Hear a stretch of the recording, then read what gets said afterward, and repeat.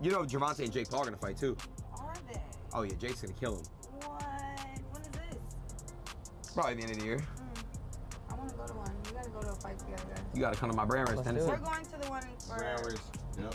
In a sport like boxing, where everything is supposed to be real and not fake, one of its toughest stars has surprised everyone.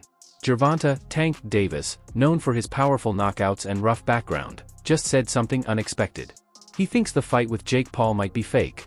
Yes, the same fighter known for ending matches with one punch is now suggesting that this fight could be planned or staged. Who are you gonna call out? What was the plan originally? I think he was here. He came in my locker room. Shakur Stevenson? He wasn't in my locker room. Jake Paul. Next question. God damn, that's not the Gervonta I know. While fans are trying to figure out what's really going on, others are starting to see that this isn't anything new. It's just history repeating itself, kind of like what Floyd Mayweather did. A few years ago, Mayweather fought Logan Paul, and let's be honest, that fight didn't feel quite right either. Floyd Mayweather has exposed the truth behind his infamous fight with Logan Paul. The undefeated legend and YouTuber went the distance, but according to Floyd, the fight wasn't real. You're not real, man. In a recent interview, he goes on to say that if it was real, it would have definitely been a blowout in the first round. Do we believe this? Logan Paul wasn't a real threat in the ring, and Floyd Mayweather was undefeated, yet their fight didn't feel serious at all. It looked more like a practice session than a real match. No knockout, no real intensity, just light punches and even some smiles. Right away, fans started saying it looked staged. Logan Paul squashes beef with the money team before Jake Paul could announce his fight with Mayweather? All this excitement in his L tonight had him saying this. It's an honor. I hate being a dickhead. I love you guys. I love all you guys. It's one of the greatest moments of my life. The fight ends with Jake Paul only hitting 13% of his total punches, swinging over 217 times and only hitting 20. After the fight, Floyd didn't even try to hide the truth. He called it a legal bank robbery and admitted the whole purpose was to make money, not to prove anything or protect his legacy. It was all about getting paid and walking away with millions. If this kid said he'd been training every day, for years, every day in boxing, I'm somewhere in Aruba, in the Bahamas, in Dubai, I'm traveling the world on my jet, making millions every month, not worried about nothing.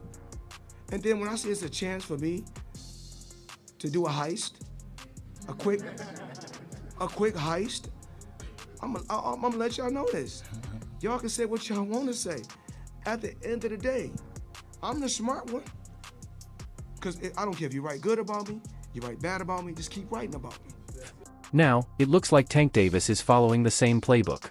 Word is, he's not focused on getting a knockout or proving anything to the critics. He's not chasing respect anymore. He's after the money, the views, the pay-per-view sales, the big payday. And Jake Paul? He's the perfect partner to make that happen. Gervonta Davis just posted that he would beat the brakes off of you if you guys fight. Yeah, I mean, I'll be down.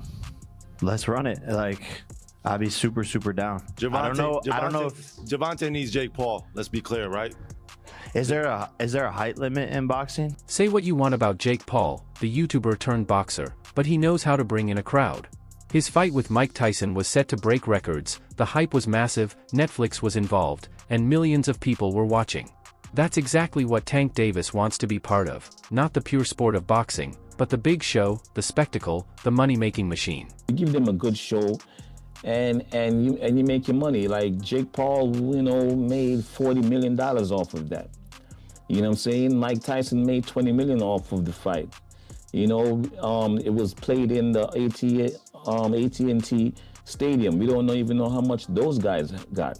How much did Netflix make? You know what I'm saying? How much did everybody involved made? Since Jake Paul made 40 million, Mike made 20 million.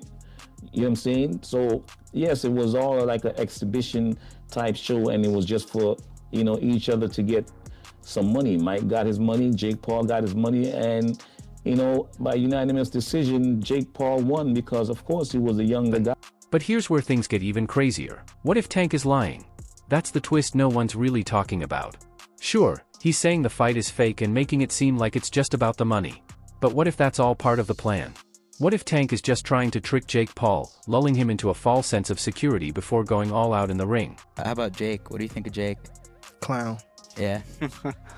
He's a clown. Would you look at it as a joke if your team was like, yo, we want you to fight Jake Paul? Would you be like, come on, man? I laugh at him. Like, you want me to fight him? You think it'll ever come to the point where you're going to mix into, I mean, you're obviously doing the real shit, but will it ever mix into the point where the money's big enough Yeah, for would you ever do to a fight like that? I feel as though in my career I can't do that right now. Usually, it's Jake who plays the mind games, trolling his opponents, cracking jokes at press conferences, and getting inside their heads. That's been his style from the start. But this time, it might be Tank flipping the script and using Jake's own tactics against him. First round, brother. First round. You ready? You work on that cardio? You gonna get tired in round 3 like you do? All those muscles create that lactic acid. Big for nothing. Big for nothing. Big for nothing. Hey, did your coach tell you I dropped him? He didn't tell you that, right? I'm gonna post it on Twitter. I'm gonna post it on Twitter after the press conference. He ain't tell you that, did he? Mm-hmm. The guy teaching you got fucking dropped. Let's go. Let's go. But now, it seems like Tank might be beating Jake at his own game. If Jake truly believes this is just about the money, just a flashy exhibition where no one's going full force, he might lower his guard. And if he does, it could take just one bell, one punch, and he's out cold on the canvas, with the whole world watching. Tank Davis, bad dude. See, what I like about Tank is Tank brings something different. You know, back in the days, everybody had something. Muhammad Ali was a mover boxer, George was a puncher, Ernest Shavers was a puncher. Everybody had something they brought to the table. Larry Holmes had a jab. Mike Weaver had overhand right. You know what I'm saying? Everybody has something. That division now is full, and Tank having to be the knockout guy of the division. He the one with the main knockout power. Garcia has it too, but Tank got that real knockout power that, like, if Tank hit one of them clean, usually they gonna have a problem. So it's like, I like Tank. Every now and then, I think when he knows he can beat somebody, he probably don't lock in as hard, but I think when they bring challenges, he locks in. Yeah, he fights to the level of his competition. Yes, he was doing that a lot. And he got to be careful of that. 2 fights ago, he was really doing that. You feel me? So you got to be careful of that, because if you come in and think somebody is not at your level and you underestimate them, it can get you beat. So that's the only thing I think you got to be careful of. Other than that, Tank is a really good fighter. But let's not get too caught up in that fantasy. Even if Tank is playing 4D chess, the odds aren't as one-sided as they seem. People often forget the biggest factor in this fight, the weight difference. After Canelo obviously, didn't materialize, was the next one Tank? Yeah. Yeah, I mean, that was on the 1 yard line as well, but he has to rematch, Lamont Roach. He wants to get that back. And then we'll be back in discussions with Mr. Gervonta. But, man, this is the nature of boxing. You have massive fights on the 1 yard line and things just fall through. As you're watching it, like, he was a gigantic favorite, and this is on the heels of the Canelo thing. Are you like, what the fuck is going on here? I don't know, though, because I never really thought Tank was that good. It would just take the right fighter to pick him apart, to be honest. Someone who had high activity and wasn't afraid of his power. So I always saw so many holes in his game. So to me, it wasn't that surprising that someone finally gave him some good work. If you do fight, what weight would it be at? 195. Oh, wow. So he would go all the way from 40 to 95? Yeah, I mean, it would be an exhibition. Okay. And so what does that mean? Is that 3-minute rounds? Yeah, 10 3-minute rounds. And when you say exhibition, like, what are the restrictions on that? No restrictions, just the fact that, like, we couldn't actually get it professionally sanctioned. Okay. Is that still of interest to you? Like, if he wins the rematch and you beat Julio, is that of great interest to you later this year?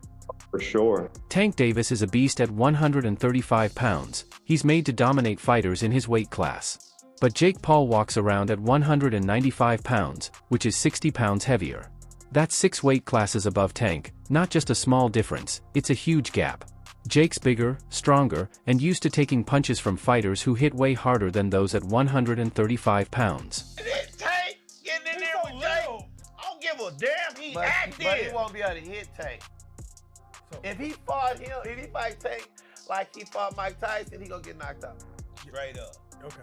I think Tank can knock him out. Because Tank with the weight difference. But I also with the weight difference? With the weight difference. This isn't just theory either. Jake Paul's last few fights have shown he's not a complete joke in the ring.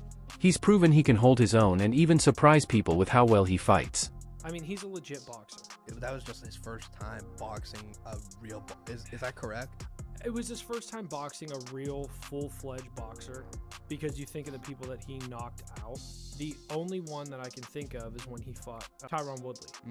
And that was just a straight up boxing match where Woodley comes from an MMA background, and that's where he specializes in. Nonetheless, he still got knocked out by Jake Paul. Exactly. So, I don't know. But I think they're both legit, and I think they both have bright futures, that's for sure. Jake might not be the most technical boxer, but he's tough and can hit hard. Just look at what he did to Tyron Woodley. That right hand wasn't luck. It was clean, powerful, and perfectly timed. Now imagine that same punch landing on someone like Tank, who's never been hit by a full-size cruiserweight punch before. Tank's tough for sure, but physics don't lie. A clean shot like that could knock anyone out cold. Super skilled. Even though he's smaller than Jake. It's like you with Mayweather. When you beat Mayweather, you were way bigger than Mayweather. That's why you won. First person to beat him in history, and he still didn't pay me. Allegedly, in my opinion. Fuck off. And that's where the real risk is for Tank Davis. This isn't just a YouTuber stunt or Logan Paul dancing around Floyd for 8 rounds. This fight has real danger and real consequences. If Jake lands one clean shot and drops Tank, it's over. Tank's reputation as a top fighter would take a huge hit. He'd be remembered as the guy who got knocked out by a YouTuber, especially since Tank's image is already a bit shaky right now. Remember the Lamont Roach fight? That was a disaster for Tank. He didn't look sharp or focused at all. Before Lamont, it was like he was there, but he wasn't like there for real. Like when you watch all the other fights, you can see like his eyes just look different. When he walked into the ring with Lamont, it was just like, yeah, it's cool.